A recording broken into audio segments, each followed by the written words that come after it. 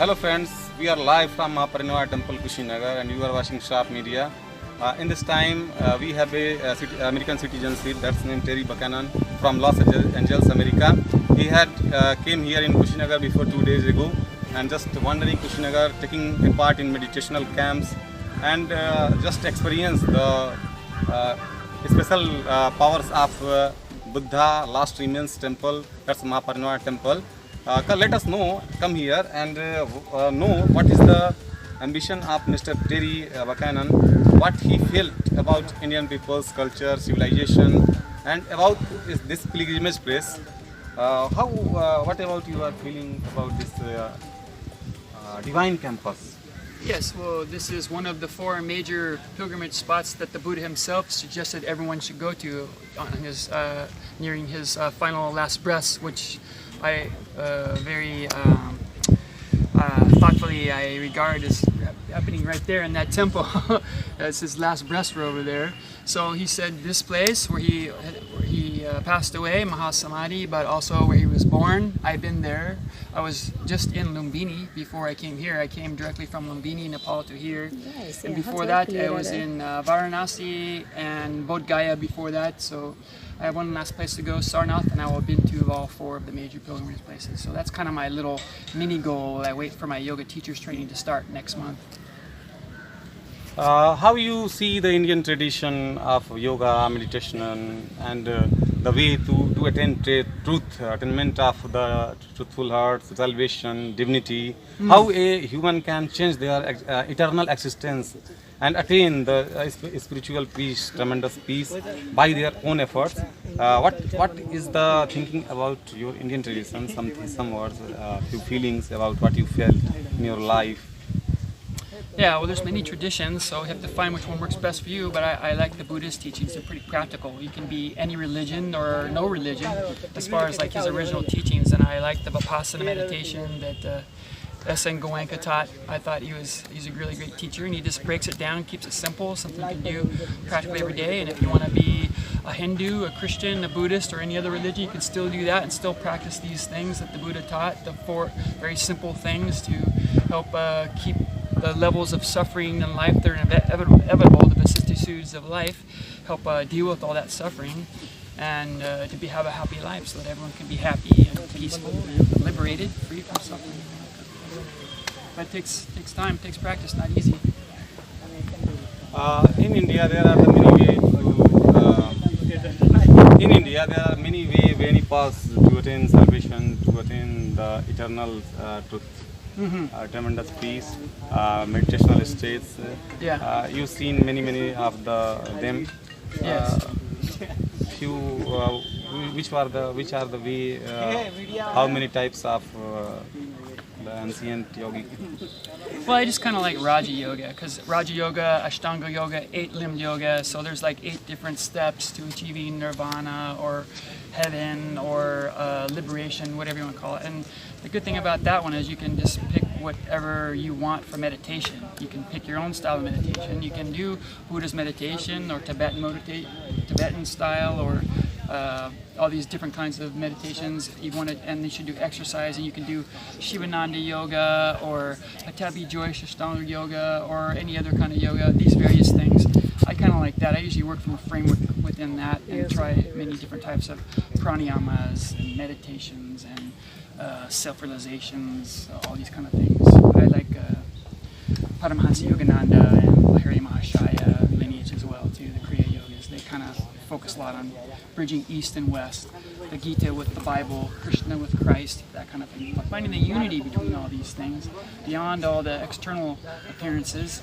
Humans have to have some way that they can relate to God the easiest, because we're all so different from one another. But beyond all that is some source that created this whole universe. The Earth is so small, just in our own little solar system, much less our galaxy, much less all the galaxies. We don't know how big it is. Yet something even bigger than that created all that. Even if we were to meet whatever that was that created this huge thing, we wouldn't be able to see it with our little 5 senses or whatever, you know. So God comes to earth in the form of Krishna, Rama, Buddha, Vishnu, whoever you can think of, Jesus, and help you have a better life that way, that we all have needs, you know, food, clothing, shelter, and the source of suffering, like the Buddha said. He didn't make this up, he just rediscovered it or put it in a way that people can understand. Even the Buddha said, these are things that I have already been studying from thousands of years ago from this ancient culture in India, that to live life is full of suffering. That's one of the first truths. And the second noble truth is that the cause of suffering is cravings and aversions. And third, to get rid of those sufferings is to reduce your cravings and aversions, and that it is possible to become liberated and achieve nirvana, heaven, or loka, wherever you want to go, whatever you want to do. In the meantime, just work from within to create your own happiness and spread that around. It's easier to spread happiness, have a happy society when everyone is happy from within, regardless of how good or bad external circumstances are, and that's what I'm trying to work on. From where I am seeing, there is a too much difference between the Western people and Eastern people. From where you are just belongs, like California, from America, that is a fully developed electronic country, electronic states. There is the comforts are very developed. How it is possible for the Western people that they will follow the path of salvation, path of goodness, path of freedom? How can they attain for Western peoples? Yeah, I guess people just have to find something that works for them personally, as well as interface as well with their culture. And I see all the cultures around the world becoming more and more similar. We're all so connected now with social media and things like that, that things are becoming more unified around the world, and the differences are less and less, more on legal and political bounds, more than like personal. The deep down inside, we're all pretty much the same. We're all made of the same molecules, the same kalapas in the whole universe, but on a higher level still, we have the same needs for food, clothing, shelter, and social needs and all that kind of stuff. So it's easier, I think, better just look for the commonalities and focus on those things. Those seem like the eternal truths. And different religions, if that you have something that existed in China 5,000 years ago in one religion and existed in India 5,000 years ago in another, and they pretty much say the same thing. And there may be other differences, but if those are agreement, then I would consider that a universal truth. Looking for things like that to find the unity between everything. What was the future religions for the humanity? By your mental thoughts, what you are seeing, what was the next way for our next generation, future generation in this world? From where I am seeing, the nations are struggling, fighting. Many nations are just destructing the voice of freedom, independence, equality, unity, like Catalonia, like Ireland. Yeah. So how can we provide our next generation a peaceful world, a peaceful life, a green and natural life? Yeah. Well, who does not learn from history is doomed to repeat it. So that's one thing that came to mind when you were saying that. Secondly, ever since the beginning of human civilization, just like the Bible, for instance, Cain and Abel, there's been conflicts. So that's human nature.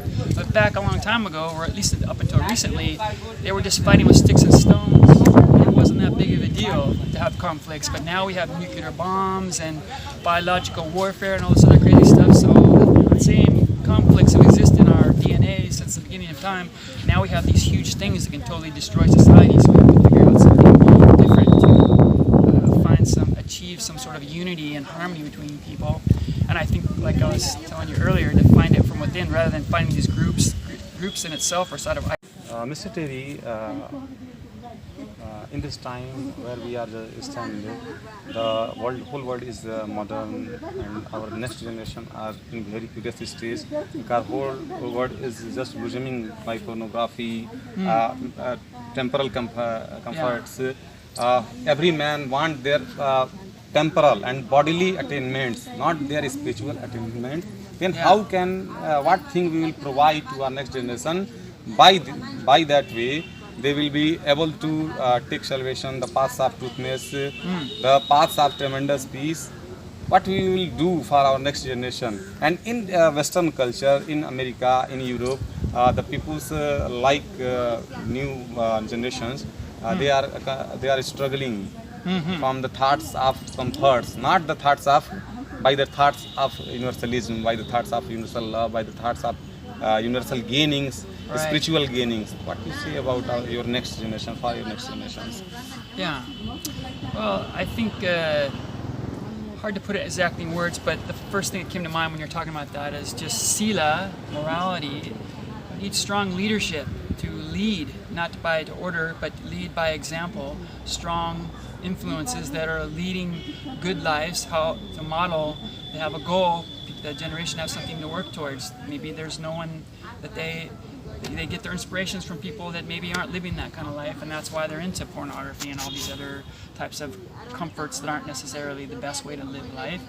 The Buddha taught Sila, Samadhi, Panyas. Sila is the first one. You have to do that first to live a happy life. Maybe you think you're getting something happy right away if you're living not a very pure, clean life, but in the end it'll get you. So that's the first thing. You have to organize and discipline yourself to not take the instant gratification, but live a little longer term. And it's hard to do that without some sort of effective leadership, giving examples to show people, to show the next generation, this is how it can be done. Look at how I'm doing it. And they will model that. They'll follow that rather than just whatever they're finding on social media or through their kind of directionless friends. That's where they're getting a lot of leadership. So that's the first thing I would recommend. Strong leadership, Sila, focus on that, give them some motivation to work for people that are good in business, or good in spiritual life, or just doing anything that motivates them. Even if it doesn't have to be about money, just a good photographer, a good musician, a good writer, whatever, and they're living a good, clean life, and they're happy regardless of good or bad around their circumstances. They remain upekkha, equanimous, and keep focused on the anicca. Everything is temporary. So what's going to happen one day from now, what's going to happen 10 years from now, what's going to even happen 100 years from now, not really that important. But big questions. What's going to happen 1,000 years from now or 10,000 years from now, like what Sri Ravi Shankar is talking about. Those are the bigger things to think about. Get that kind of perspective. Then I think you'll have people more awake, aware, and able to respond, not caught up in their samskaras and their automatic mental conditioning that they don't even know that they're doing. There half the time people are just doing the same thing. Over 90% of the things we do every day is the same over and over and over again. Don't even realize it. You got to work on getting that vipassana meditation, get aware of what we're doing and just observe, and it will change by itself for the positive. And you've got those positive role models or leadership to guide these people, because it doesn't really matter about technology or not, because technology doesn't make life more comfortable, it can make it more difficult, all these comforts. So I think in a way you're talking about before, East versus West, I think the people in the East in general are more happy because they don't have as many stuff and things that they're always trying to get, or have this marketing influence, mass pervasive, mass communication to get people to want, to buy, to need. That's coming here more now, but that's been a long time in America, and just everyone's driven by that. They just will avoid sleeping, eating, whatever, just that they can get to that next little carrot, just trying to grab for that carrot that's always just out of the way. Look at the Buddha taught, no matter how many desires you get, even if the one's fulfilled, you have another one, another one, another. Just get beyond all that. Look from within for the happiness that's already there. Easier to say than do. I'm trying to work on it. But I think that's the big goal. I like what the Buddha was teaching. And again, he said he didn't make these things up. It's things he rediscovered that worked for him, is to just get rid of your desires and be happy with what you have. And just know that life will have good and bad. And no matter how good or bad it is, just remember that it's only temporary. And you can be happy regardless. And it's all already inside of us. It's just going through the process of uncovering it. Sometimes sooner, sometimes later. It just depends on so many things, also individual. Finding the path and the leadership and the society, culture that they feel most comfortable in to bloom and grow. Like a tree, you just have to water it, give it some sunshine every day, and it will eventually grow. The best time to plant a tree, the Chinese say, is 20 years ago. The second best time is right now. So no matter where you're in life, just start right now. Get on that plan and get to the positive vibe situations. Irie Rastafari, he's kind of cool too. The first possibility of the development of a human, first need, is freedom. Yeah. In this time, especially in this world, we are watching that many of the regions of the world, peoples are struggling for the freedoms of their motherland, like Catalonia, like Ireland. Their peoples are struggling for the freedom. How can they attain the voice of how can they will attain their independence? Say something about the peoples for their freedom, like Catalonia, like Ireland.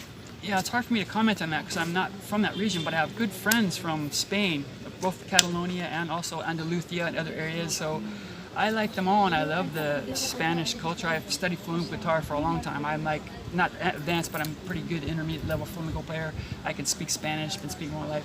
So I feel like I would be inappropriate for me to butt into their personal divisions, but I just wish them all the peace and harmony, that they can find some sort of unity. Maybe I don't know much about that kind of politics. Maybe they make them a semi-autonomous zone, or what is it? Whatever they need, the government should give them that. Or same thing with Ireland. I have Irish roots, but I don't really know a heck of a lot what's going on there. I have friends from Ireland, some of my best friends from Ireland, and they don't really think about it. I think Ireland is less on the hot spot now as far as like wanting to be independent, but I let them have it if that's what if Ireland wants to be independent. I think they should be. But some people in Northern Ireland, they don't want independence, so what to do? And same thing with Catalonia. I imagine it's probably the same. There's probably some people in Catalonia that don't want independence. Their peoples, Catalan peoples are raising their voice by following non-violence efforts. You just reminded me of one other thing. Like Gandhi was such a great leader. He's one of the best leaders, peaceful leaders. And even Gandhi, he did not want Pakistan and Hindustan to separate. And even Gandhi cannot solve some of these problems, so complex.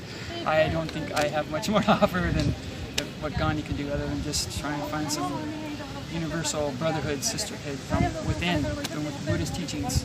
You don't have to be Buddhist, it can be any religion. These things so practical. Gifts from India from thousands of years before even Buddha was born. This is the ones that he found, and I like them, especially from Goenkaji. And I like Dalai Lama. Dalai Lama, very good. Yeah. How you see the Indian preachings like Hindu preachings? Because from where I am seeing, Buddha influenced by the ancient Hindu preachings. That was the Ashtanga Yoga, Ashtanga Yoga. That was Yam, Niyam, Upniyam, Ashan, Pranayam, Dhyan, Dharana, Samadhi. In future, they converted their principles just like as Ashtanga Darshan, like Ashtangic Marga, Ashtangic Patha in Buddhism. So how can you see the ancient Hindu preachings? No, I really like Ashtanga Yoga because you can just there's 8 steps. So the meditation step has different names in different cultures. But yeah, I would say pick the meditation you like the best for the meditation. For the pranayama part of the 8 steps, pick the teacher. You like Sri Ravi Shankar, you like Swami Shivananda, whatever, pick that one and do that one every day. And the part where you study the spiritual scriptures, find the one you like the best. You like the Gita, you like the Ramayana, you like the Tao Te Ching, the Bible, whatever you like, pick that one, but just study every day. And regardless, just remember Sila, Samadhi, Panyas. Have to live a moral life, clean life. Over the long term, you'll be much happier. It's like you don't like to eat vegetables, but if you eat vegetables every day, you'll be much happier long term. Maybe more immediate gratification is to eat sugar fried food. It tastes good now, but you keep doing that, won't be so happy in the long run. I think the same thing with Sila. So people have to have models, next generation have to have models of people that are doing this and showing, look, if you live this way, it's the harder way, but you can achieve these great things. You want a helicopter and a mansion, you can have this. You want to travel the world and just be free, not have to worry about money, then you can do this. Show people that are doing this. They're not just blah blah blind about it, they're actually doing these things that are so hard to do but easy to talk about. And that's what where are the leaders? Where are the great leaders from the past like Gandhi and Martin Luther King and Selassie and all these other people? We need leaders like that today to lead the people, to give them something to show that if I do this, it's not easy, but it'll be the best way. And you just reminded me too, like somewhere in East Asia, the hard way is the best way. If there's 2 ways to do it, they always pick the harder way to get whatever is done. It's a little harder first, but it makes you stronger, more resilient. In ancient times when they made the bows, they didn't pick the strong, rigid tree, because that's the one that breaks in the wind. They picked the one that was more flexible in the wind. The Native Americans, India, and that one made the best bows, the strongest bows. Like Ram broke that bow anyways, but it makes it bigger, stronger, harder to break bows. Unless you're Ram or Hanuman, it's hard to break some of these more stronger bows made from the wood that's more flexible. Go with life, go with the flow of life. Just that's what the Buddha taught, good or bad. From where I am seeing, you are just like an ascetic like in India.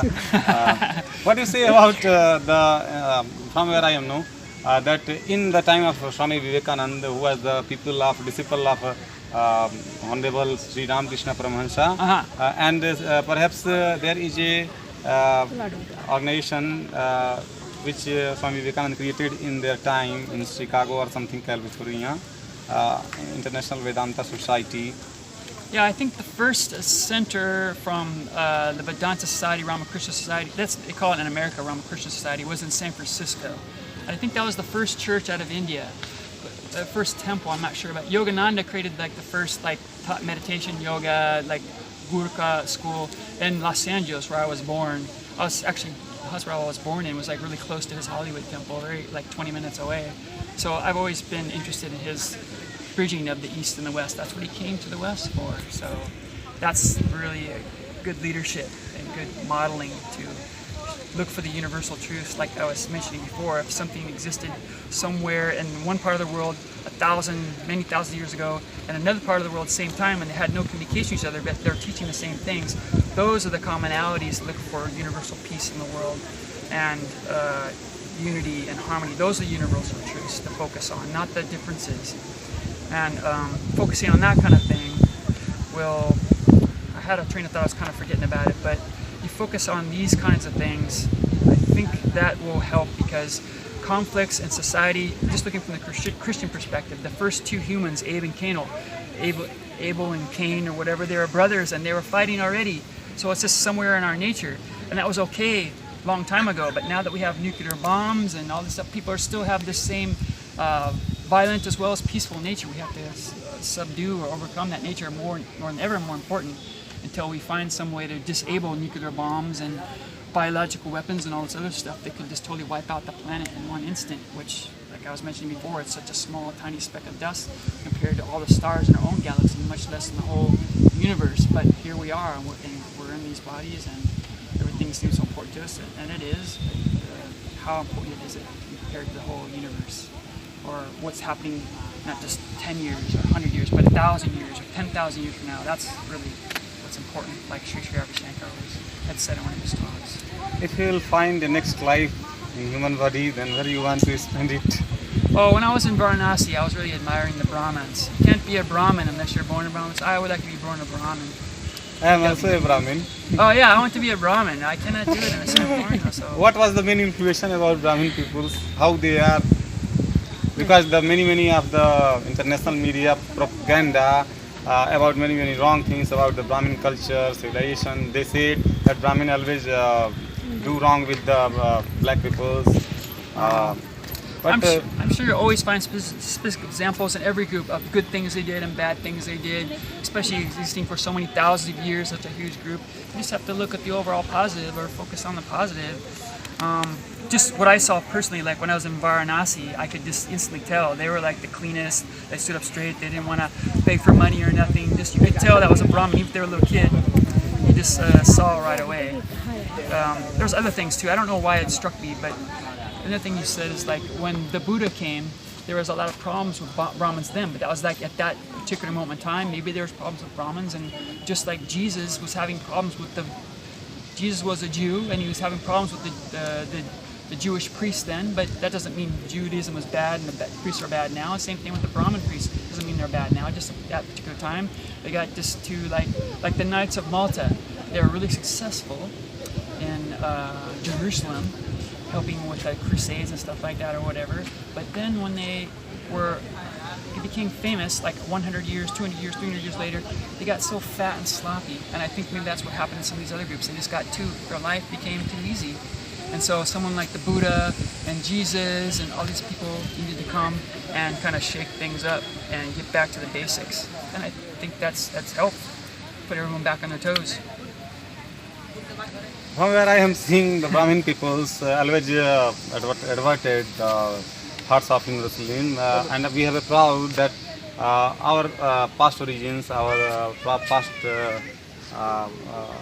inheritance, we provided the word. We have a proud that Brahmin peoples advert in the whole nation first time the thoughts of Universalism, the thoughts of truthness, the paths of salvation. Yeah. The thoughts of acceptance, the thoughts of brotherhood. Right. So, they are very holy. Yeah. 2 words about only Brahmins. Well, everyone. Because one second. Yeah.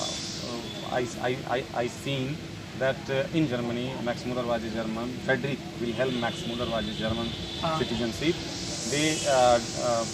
They spent their whole life in the translations of Vedic scriptures, Vedic literatures like Shayana Bhashya, Patanjali Yoga, more than 160 epics.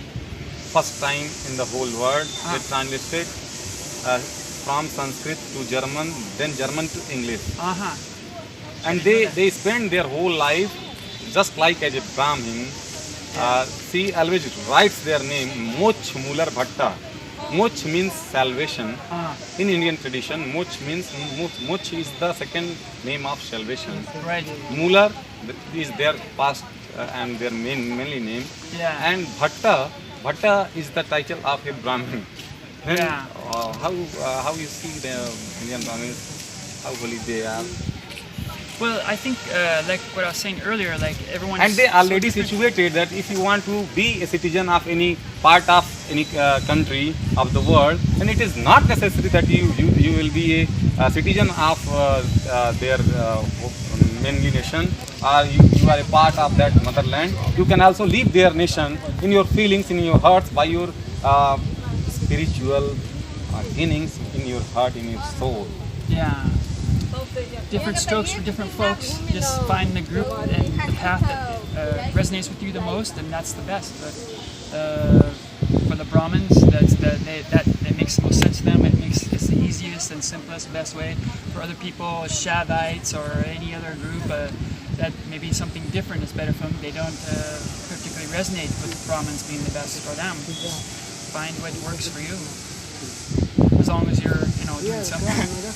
Like I remember the Simpsons. There's a Simpsons cartoon, and Homer Simpson decided that he doesn't want to go to church anymore. That he can be God, self-realize himself. So in the end, he just ended up sitting on the couch in his underwear, eating butter, and the house caught on fire, something like that. So we have to find some sort of leadership, some sort of dedicated path, or some discipline, and some work we got to put into it to struggle, make that wood flexible, and water, and make the tree grow. Otherwise, you don't do anything, the tree will just die. Got to find some kind of structure and some leadership, some discipline. Discipline important, I think. Got to find discipline. It's not very easy, but it's like the thing I was saying about vegetables. You got to eat your vegetables, and long term you'll be happy. Don't just eat the junk food all the time. Get disciplined, live a single life. Focus on sati, awareness. Don't have to do anything. Just become aware and just observe your ups and downs and your thoughts and how it affects you and everything around you. Okay, Mr. Terry, I have tried yourself. I am Suman Pandey with Terry Bucanon. You are watching Sharp Media. Thank you.